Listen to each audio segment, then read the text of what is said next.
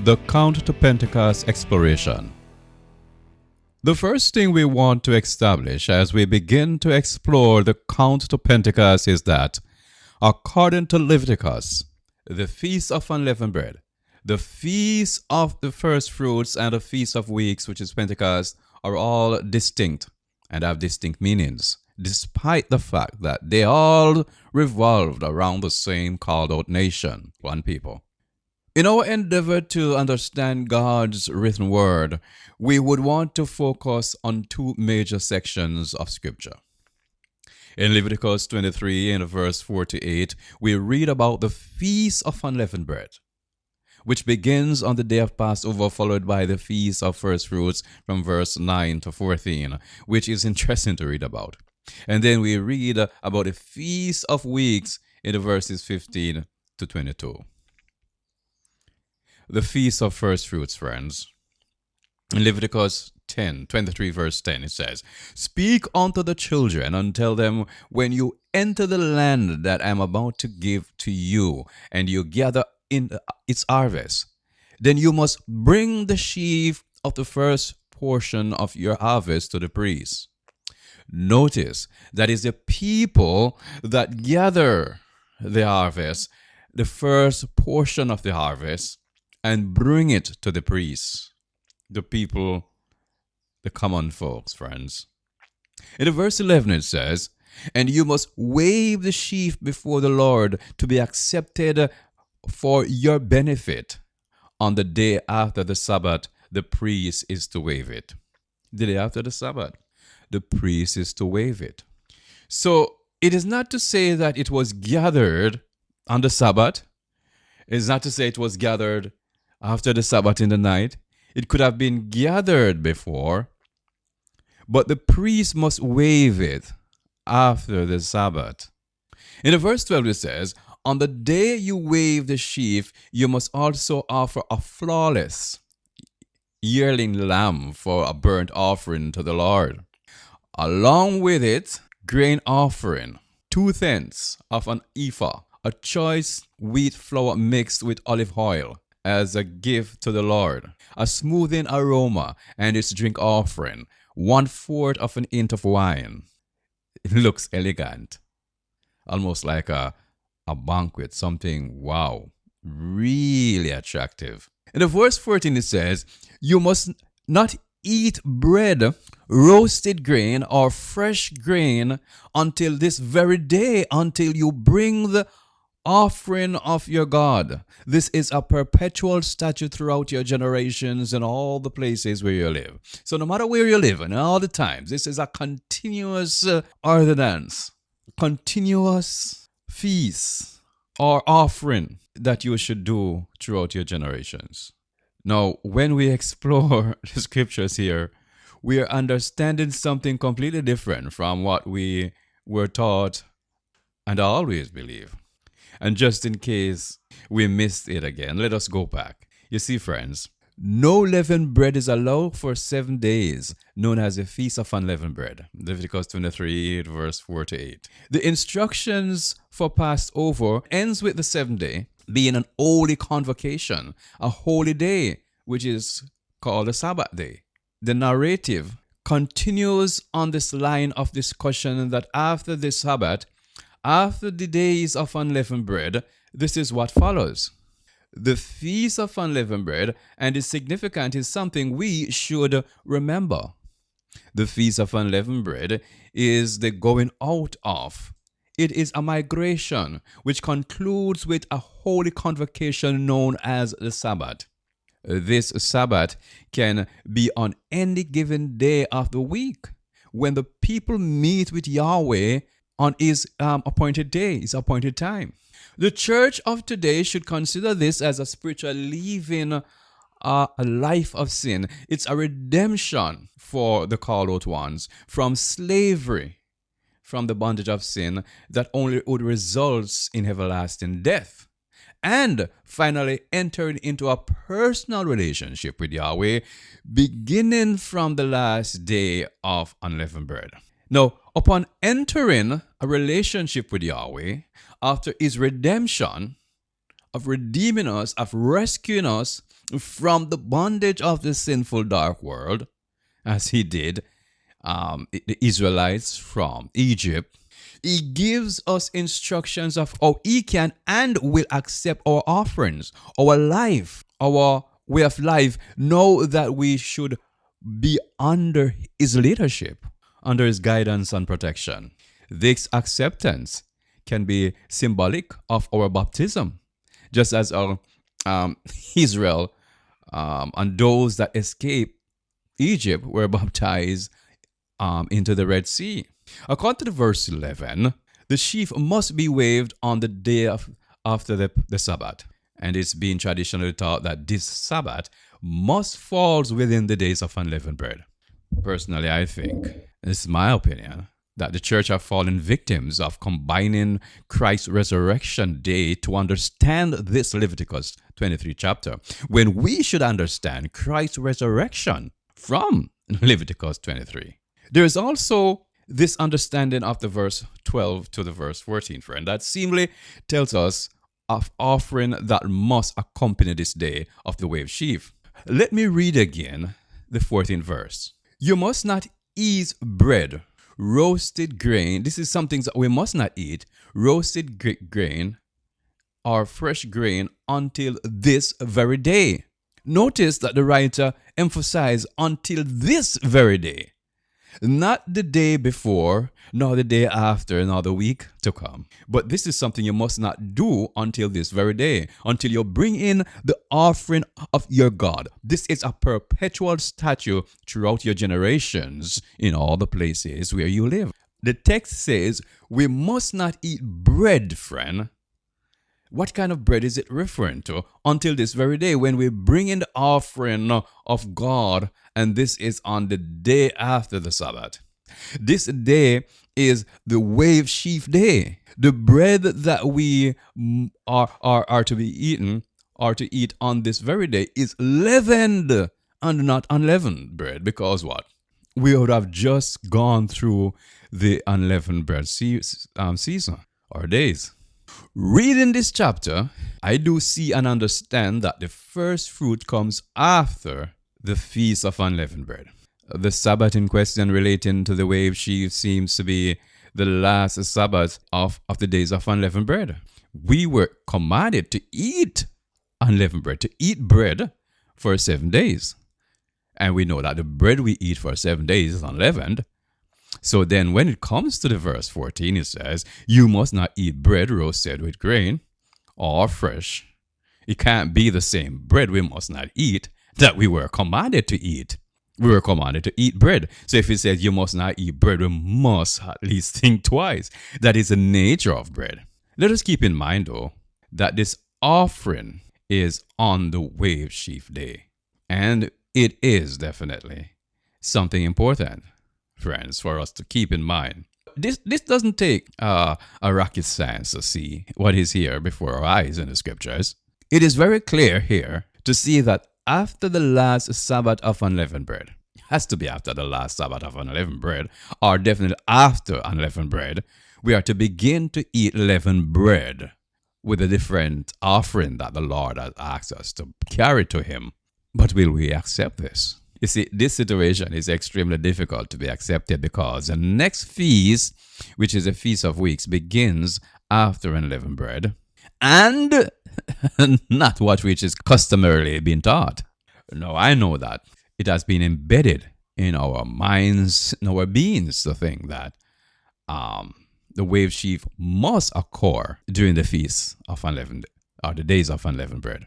But I think that we, in the past, have not think hard enough on this statement from God as relating to the wave sheaf. So let us go clearly. Let us think about it, friends. Let us understand something. It says in the verse 10, it says, speak to the Israelites and tell them, when you enter the land that I am about to give to you, and you gather in its harvest, then you must bring the sheaf of the first portion of your harvest to the priest. So it was when so it is when we enter. Now first let us establish this, that when we enter into the land, it's a new land. That is when the waving should begin. This might not mean much at all, but thinking of what the Feast of Unleavened Bread is, let us realize that those days are the days of coming out of Egypt, coming out of sin. Those are the redemptive days. In Exodus, in the Exodus event, there would not have been anything to wave unto God. We were helpless. The Israelites were helpless and would have been sowing in vain, sowing unto death. The journey through the wilderness begins after Israel crosses the Red Sea, and our journey begins after baptism, so to speak. I say that to say this, that it can be that the count to Pentecost begins after the Feast of Unleavened Bread and not within our redemptive journey out of the past life, out of a past land, out of a past world. But when we are free, then we begin a new journey. Then we begin this new system. The Feast of Weeks, as recorded in Leviticus 23 and verse 15, it says, "You must count for yourselves 7 weeks from the day after the Sabbath, from the day you bring the wave offering sheaf. They must be complete weeks."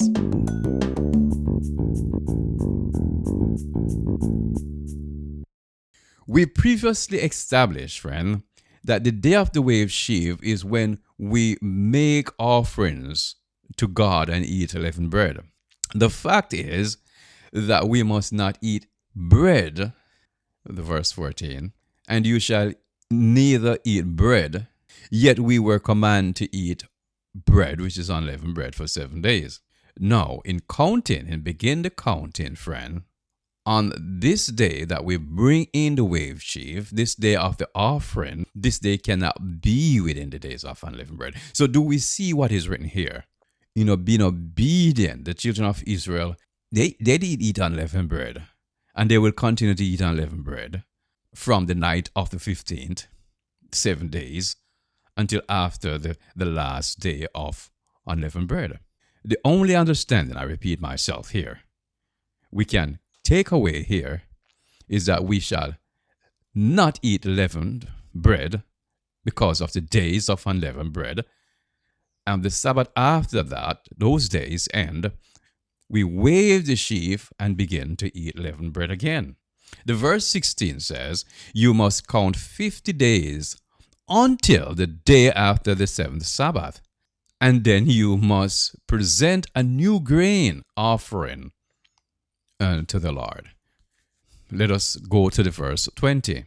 "And the priest is to wave them 2 lambs along with bread."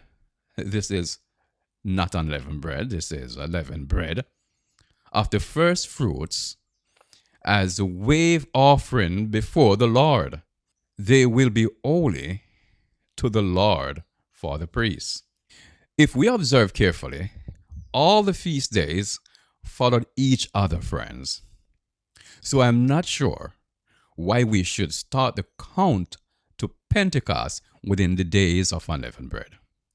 Well, maybe this assumption would come or later derive from Christ's resurrection and the very words he spoke to Mary. However, what if that information was not available? How would we understand Leviticus 23 from the verse 8 to the verse 14? It would suggest to us that after what? After the Sabbath would be after the last Sabbath of unleavened bread. So let us look at the day after the Sabbath. Let us focus on this. Let us step closer, looking at the entire chapter of Leviticus 23. This we find in the verse 1.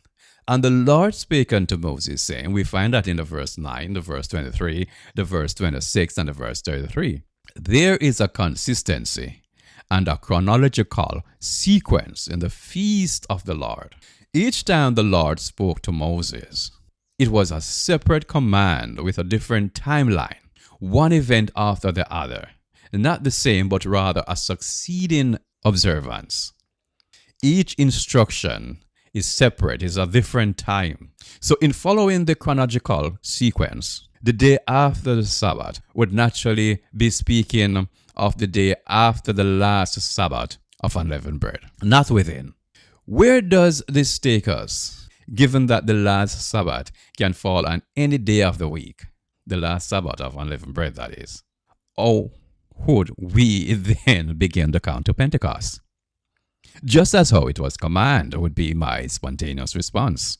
The verse 15, and he shall count unto you from the morrow after the Sabbath, from the day that you brought the wave or the sheaf of the wave offering, 7 Sabbaths shall be complete. The Sabbaths are what we are instructed to count. Thus, regardless of which day of the week, the last day, the holy day, the holy convocation, which is the Sabbath of unleavened bread, occurs, we begin counting the Sabbaths until we reach 7. This command is specific and should be easily understood because it is the day after the Sabbath. We may find ourselves, friend, in a bit of confusing state. Not all of us, but some of us might. Because some of us have always thought that, wow, the wave sheaf must be on a Sunday. It must be on the first day of the week. I am not seeing this in Leviticus 23. I ask the question, have you seen this pattern of the wave sheaf must be on the first day of the week in this chapter of Leviticus 23? Let us be honest. So the Sabbaths are what we are instructed to count, regardless of which day of the week the last day of unleavened bread really falls. So let us backtrack a bit, friend, as we continue this journey, this exploration of Leviticus 23 and the wave sheaf. The verse 11 says, and the morrow after the Sabbath, the priest shall wave the sheaf, and at this time it is now okay, friend, for us to eat bread, because unleavened bread has now passed. The verse 14, and you shall eat neither bread nor parched corn. I just going back over before I go forward. This offering appears to be the very day of the waving of the sheaf. Well, Leviticus 23 and the verse 12. And you shall offer that day when you wave the sheaf. Where I am heading now, friend, is assuming that the last day of unleavened bread falls on the weekly Sabbath. The counting of the 7 Sabbaths would begin the next Sabbath, friends. You cannot count the Sabbath that is of the last day of unleavened bread. Why? Because following that Sabbath would be the wave sheaf offering. You cannot start the count before the wave sheaf offering, according to what is written here in Leviticus 23. And if the last day of unleavened bread falls on a Sunday, the wave sheaf would be on the Monday, and the counting would begin the first Sabbath coming. That's the next Sabbath coming. You cannot go back and count beyond the day that the wave sheaf offering is. An assortment of problems would have been open now, since what appears to be a strong argument that the wave sheaf must be during the days of unleavened bread. However, this argument is not here in Leviticus 23. So let us continue to the New Testament account of Jesus' resurrection. I think we are trying to use Jesus' resurrection to understand Leviticus 23. The New Testament account of Christ's resurrection would have direct the minds to think that Christ is our wave sheaf and he would have to be accepted by God on our behalf. Christ's resurrection was within the days of unleavened bread, no doubt. Therefore, if we hold fast to the idea that Christ were presented as the wave sheaf, and the wave sheaf must be within the days of unleavened bread, then I am in serious trouble. I'm in serious trouble here with some misunderstanding. But where did I went wrong? Why is Christ considered an harvest? The 1 Corinthians 15 and the verse 20 it says, "But now is Christ risen from the dead and become the first fruit of them that slept." What if Christ were killed within the days of unleavened bread and rose on the last Sabbath? Then we would have not a difficult time understanding these observances.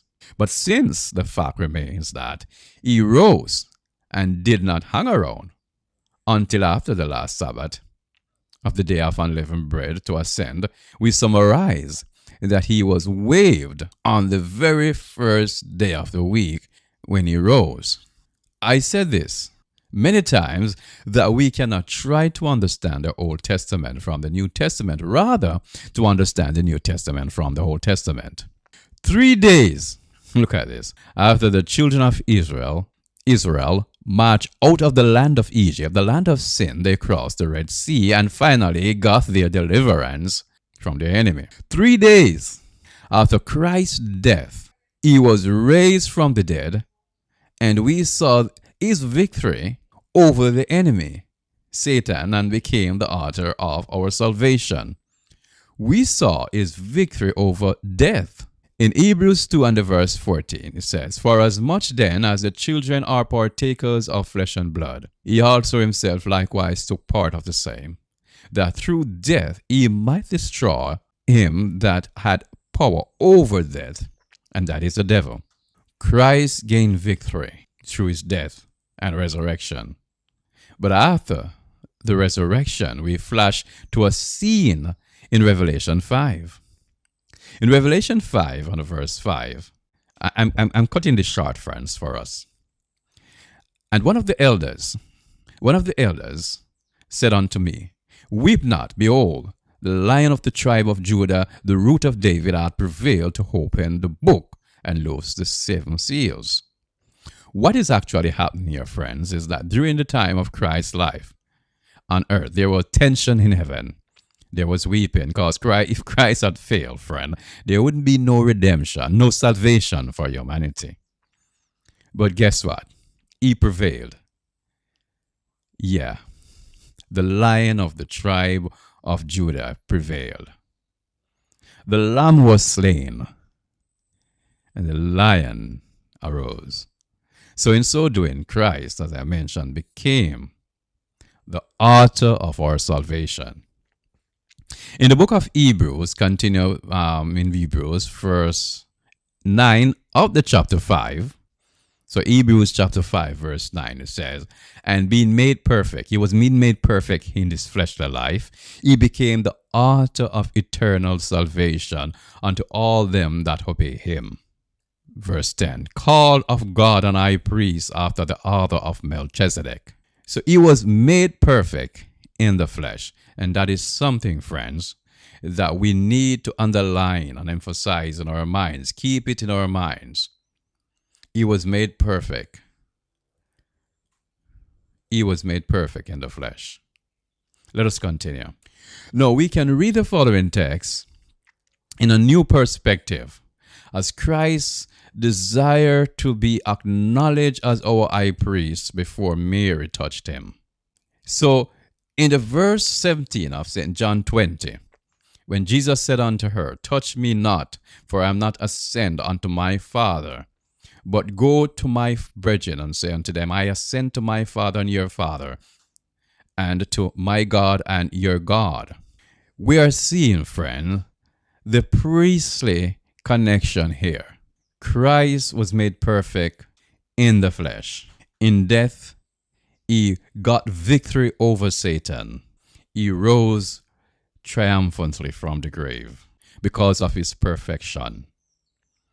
Christ did not need anybody to wave him before Yahweh to be accepted for us.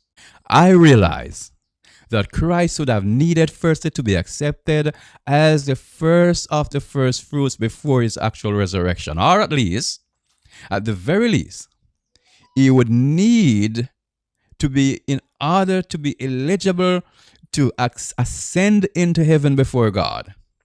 So he would have needed to be accepted before he was eligible to to ascend into heaven before God.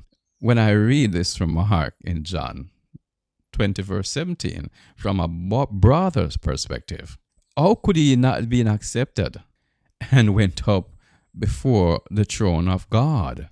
I am not as convinced that at that same evening either, he allowed anyone to touch him. The scriptures only suggest that he appeared unto them. He allowed them to see him. In verse 19 of chapter 20 of John, it says, Then the same day at evening, being the first day of the week, when the doors were shut, where the disciples were assembled for fear of the Jews. They were assembled there for fear of the Jews. Notice that. Christ came Jesus and stood in the midst of them, saying unto them, Peace be unto you. They were not assembled because they were having this offering, this wave sheaf day, or this offering to God. No, they were not assembled because they were now eating or drinking wine or any lamb pertaining to the wave sheaf day. The scripture says they gathered there for fear of the Jews. This was not a special occasion. Matthew's account reveals that they would have held on to him shortly after Mary Magdalene and the other Mary spoke with him in Matthew 28 and verse 7 to 10. They run to him.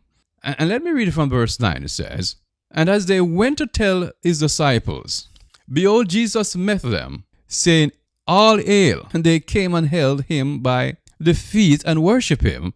And as they did this, Jesus said, Touch me not, for I am not yet ascended. But they did touch him. There's nothing wrong. But he says, Touch me. He says, they held on to his feet. He says, So don't touch me yet. Don't touch me yet. I have not yet ascended. He is not already given the position of high priest. He had to go before God to receive that position from God now, to be ordained properly, officially, as their high priest, as our high priest. So this was on the fourth day of the Feast of Unleavened Bread, when Christ appeared unto them. The entire Feast of Unleavened Bread, as we know, would lasted for 7 days, ended on the Wednesday of the week, that present week, and that Wednesday would be an holy convocation known as a Sabbath. Thursday would have been the 8th day after the holy day, after the holy convocation, and on that 8th day following the Sabbath, when the sheaf was waved before God, offerings were offering up on that day, that same day, it says in scriptures, that very same day. And they would have resumed eating bread again, as recorded in Leviticus 23, 12 to 14. The scripture in the book of John indicates that Christ returned the 8th day. I'm saying that this is the 8th day. When we read it from different versions of the Bible, it says, No, after 8 days, his disciples again were within, and Thomas with them. Jesus came after the doors were shut and stood in the midst of them and said, Peace be unto you. We read this in many versions of the Bible. And after 8 days, the disciples again was in the house and Thomas was with them.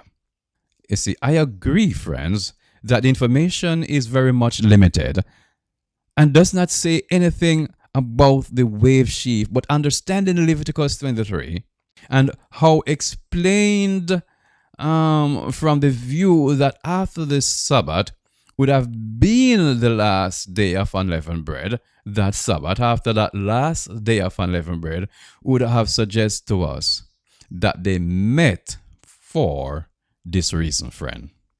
They met for this reason. You see, in John 20 and verse 24, but Thomas, one of the 12, called Didymus, was not with them the first time that Jesus Christ appeared unto them. Thomas was not present, friend, when Christ was risen, because it was not a special occasion. But on the day of the wave sheaf, on the day of the wave sheaf, they were instructed to make offering and to eat. And therefore, what is clear, though, is that at this time, they were allowed to touch Christ. Thomas was there at this time. The reason why, because this was a command assembly, They should bring offering and they should eat and enjoy, friend. And Thomas was there now. In the verse 27, then said he to Thomas, reach hither thy finger, and behold my hands. Touch me, and reach thou thy hand, and thrust it in my side. Feel me, and be not faithless, but believing. The argument is to say that the count to Pentecost would have started the first Sabbath after this 8th day, the day after the Sabbath, which is actually the last day of unleavened bread. Then counting to ahead, 7 weekly Sabbaths. Finally, another important information that could possibly knock my view off its axis. I'm going to get into that right now. The other view that could knock everything that I've just said off its width. We go back to the day after the Sabbath. Now, coming from an Hebrew perspective, the Hebrew words that are used for the feast days are completely differently from which apply to the weekly Sabbath. The day after the Sabbath could be referring to the weekly Sabbath after the last day, the holy convocation at the end of the Feast of Unleavened Breads. This argument completely knocks the lid off and opens another can of bees. God, in his all wisdom, knew that according to climate change, the harvest would not have been on a fixed date each year. No, but would have been on a certain time, though, within a certain time, between a certain time. Henceforth, whatever window of opportunity, whatever window between certain days, the wave sheaf would be ready and is to be offered up after the days of unleavened bread. Now, the big question is this referring to the weekly Sabbath within the days of unleavened bread, or the weekly Sabbath that follows those days? Could this day after the Sabbath simply means the day after the final day of unleavened bread, the holy day? Please share your comments. Let me hear from you.